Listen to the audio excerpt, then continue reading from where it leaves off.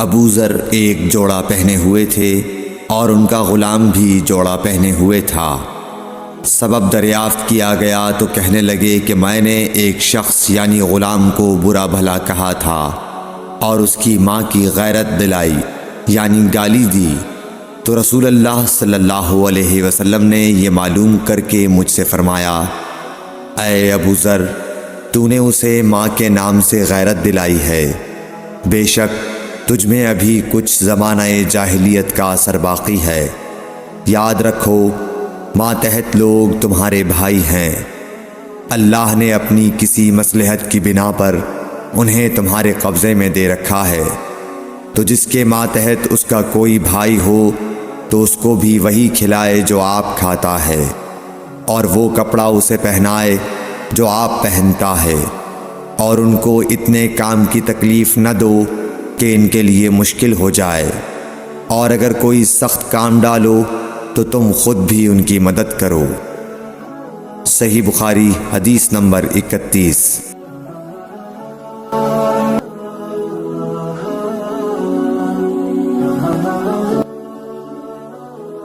جب سورہ انعام کی یہ آیت اتری، جو لوگ ایمان لائے اور انہوں نے اپنے ایمان میں گناہوں کی آمیزش نہیں کی، تو آپ صلی اللہ علیہ وسلم کے اصحاب نے کہا، یا رسول اللہ، یہ تو بہت ہی مشکل ہے، ہم میں کون ایسا ہے جس نے گناہ نہیں کیا؟ تب اللہ پاک نے سورہ لقمان کی یہ آیت اتاری کہ بے شک شرک بڑا ظلم ہے۔ صحیح بخاری حدیث نمبر 32۔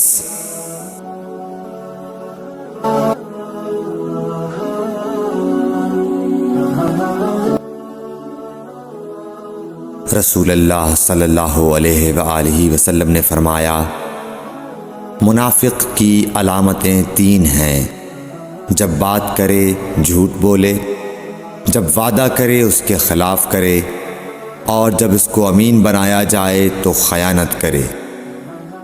صحیح بخاری حدیث نمبر 33۔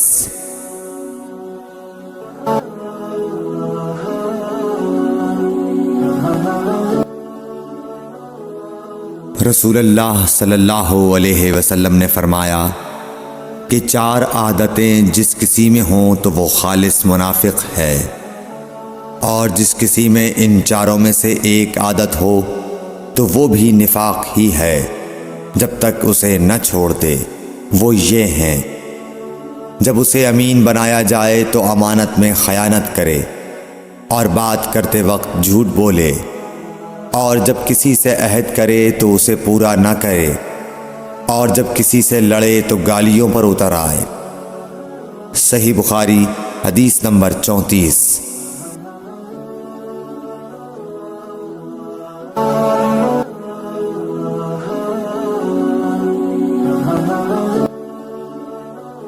رسول اللہ صلی اللہ علیہ وسلم نے فرمایا، جو شخص شب قدر ایمان کے ساتھ محض ثواب آخرت کے لیے ذکر و عبادت میں گزارے، اس کے گزشتہ گناہ بخش دیے جاتے ہیں۔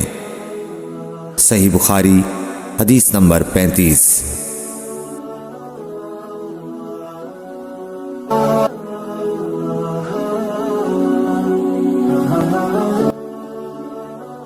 رسول اللہ صلی اللہ علیہ وسلم نے فرمایا، جو شخص اللہ کی راہ میں جہاد کے لیے نکلا، اللہ اس کا ضامن ہو گیا۔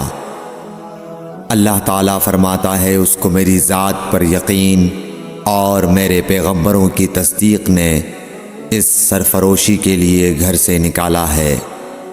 میں اس بات کا ضامن ہوں کہ یا تو اس کو واپس کر دوں ثواب اور مال غنیمت کے ساتھ، یا شہید ہونے کے بعد جنت میں داخل کر دوں۔ رسول اللہ صلی اللہ علیہ وسلم نے فرمایا، اور اگر میں اپنی امت پر اس کام کو دشوار نہ سمجھتا تو لشکر کا ساتھ نہ چھوڑتا، اور میری خواہش ہے کہ اللہ کی راہ میں مارا جاؤں، پھر زندہ کیا جاؤں، پھر مارا جاؤں، پھر زندہ کیا جاؤں، پھر مارا جاؤں۔ صحیح بخاری حدیث نمبر 36۔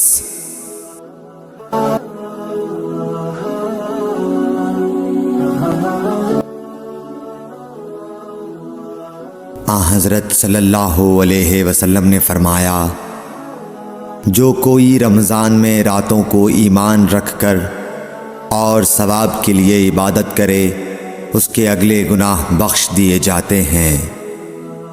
صحیح بخاری حدیث نمبر 37۔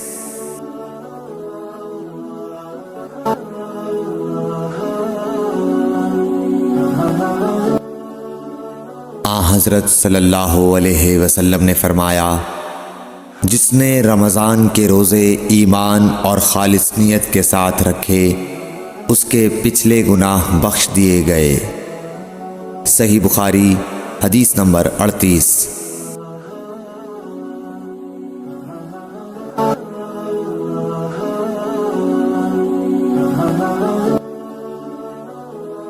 حضرت صلی اللہ علیہ وسلم نے فرمایا، بے شک دین آسان ہے، اور جو شخص دین میں سختی اختیار کرے گا تو دین اس پر غالب آ جائے گا اور اس کی سختی نہ چل سکے گی۔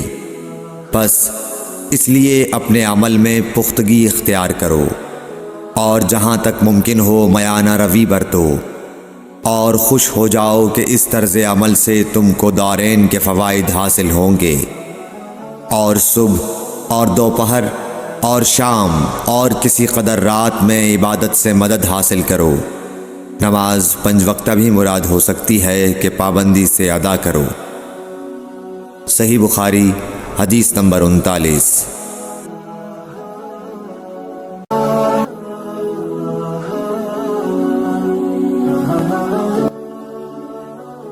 رسول اللہ صلی اللہ علیہ وسلم جب مدینہ تشریف لائے تو پہلے اپنی نانہال اترے جو انصار تھے، اور وہاں آپ نے 16 یا 17 ماہ بیت المقدس کی طرف منہ کر کے نماز پڑھی، اور آپ کی خواہش تھی کہ آپ کا قبلہ بیت اللہ کی طرف ہو۔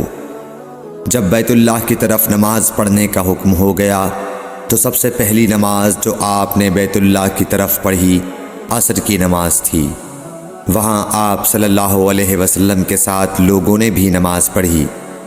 پھر آپ کے ساتھ نماز پڑھنے والوں سے ایک آدمی نکلا اور اس کا مسجد بنی حارثہ کی طرف گزر ہوا تو وہ لوگ رکوع میں تھے۔ وہ بولا کہ میں اللہ کی گواہی دیتا ہوں کہ میں نے رسول اللہ صلی اللہ علیہ وسلم کے ساتھ مکے کی طرف منہ کر کے نماز پڑھی ہے۔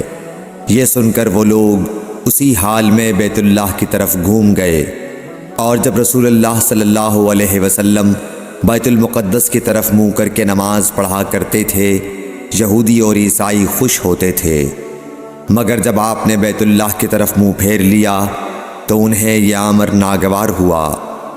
زہیر ایک راوی کہتے ہیں کہ ہم سے ابو اسحاق نے برا سے یہ حدیث بھی نقل کی ہے کہ قبلہ کی تبدیلی سے پہلے کچھ مسلمان انتقال کر چکے تھے، تو ہمیں یہ معلوم نہ ہو سکا کہ ان کی نمازوں کے بارے میں کیا کہیں۔ تب اللہ نے یہ آیت نازل کی، وَمَا كَانَ اللَّهُ لِيُضِيعَ إِيمَانَكُمْ، سورہ بقرہ آیت نمبر 143۔ صحیح بخاری حدیث نمبر 40۔